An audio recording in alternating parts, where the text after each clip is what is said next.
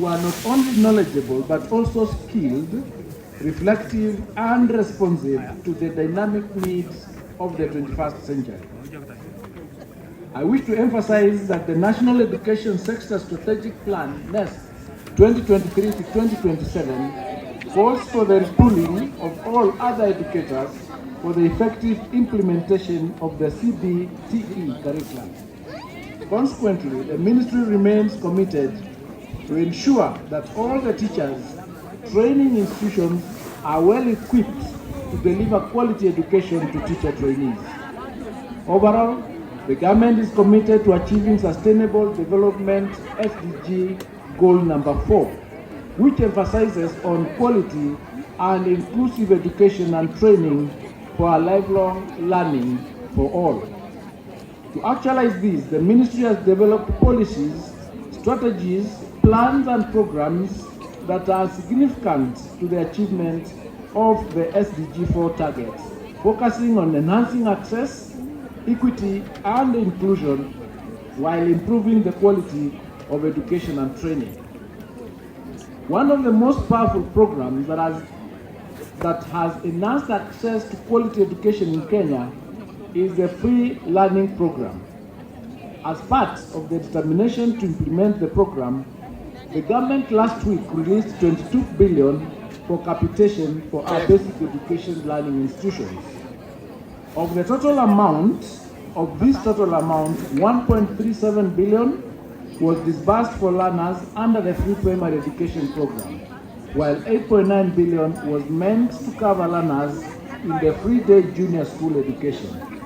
A further 11.6 billion and 11.4 billion was disbursed to cover learners enrolled under the free day secondary education and the free day junior school special needs education, respectively. The Ministry of Education continues to put in place robust data management measures on learners' enrollment and needs to ensure that the disbursement of capitation and other learning materials is seamless.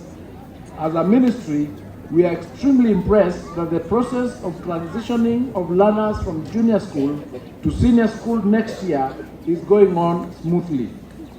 Having successfully developed transition and placement guidelines together with all other stakeholders earlier this year, I'm happy to announce that the exercise of making senior school choices by our current grade 9 learners is going on without a hitch. I direct all junior school heads of institutions to activate their career masters to work with parents of grade 9 learners to ensure that they have the right information to guide candidates on making the correct choices. Ladies and gentlemen, at this level, the government has continuously provided grants to all public training colleges for recurrent expenditure. In the financial year 2022-2023 to 2024-2025, the ministry disbursed a total recurrent grant of 31.4 million to this college. I urge the Board of Management to continue collaborating with stakeholders and partners such as the National Government Constituency Development Fund of this area, the county government and other well-wishers to enhance the infrastructure development of these institutions. The board's role of oversight is significant in ensuring prudent financial transparency, accountability, and management of the college's resources. Consequently, it is essential to uphold internal controls and timely financial reporting using the approved International Public Sector Accounting Standards, IPSAS. That is the model of government financial reporting system. In addition, I encourage the board to explore other income-generating activities that can be used to generate funds towards the key priority areas of your institution to complement the government's funding. This college has shown impressive progress in both academic and co-curricular performance. I commend you for a marked improvement in performance for this cohort of students. The pass rate has improved from 60.58% in the previous year to 84.96% this year in the UDPTE cohort, and from 72.72% to 88.37% in the UDECT over the same period. This demonstrates the commitment of the college leadership and teacher educators in preparing competent teachers for pre-primary and primary schools.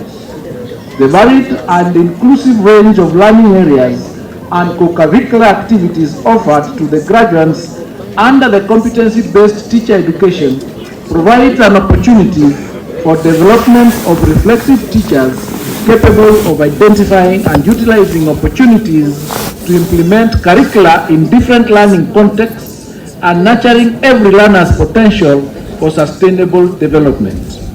More importantly, I extend my gratitude to the board of management members for providing leadership in this institution. And I'm happy to note that you are only 4 months old and you are determined to change the institution and leave it better than you found it. I note with satisfaction the achievements of this college in co-curricular activities, which form an important component of complete education. The diverse and inclusive range of learning areas and co-curricular activities offered provide an opportunity for the development of teacher trainees who can identify and utilize opportunities to deliver the curriculum in different learning environments. Under the competency-based teacher education, learning is not confined only to the classroom. It extends to co-curricular activities that foster resilience and invaluable qualities in the teaching profession.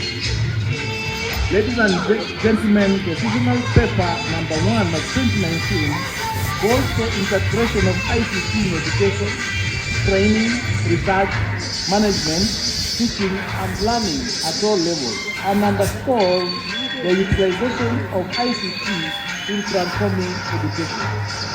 Digital literacy and ICT integration are no longer optional, but an essential part of curriculum implementation.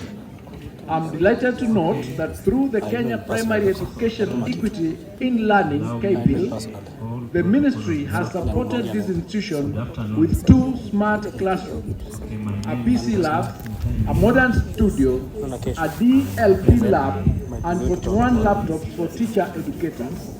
These resources are critical in enhancing e-learning through lesson preparation and interactive delivery and e-assessment. I therefore urge the college to continue expanding the use of ICT in learning, training, assessments, and for administrative functions.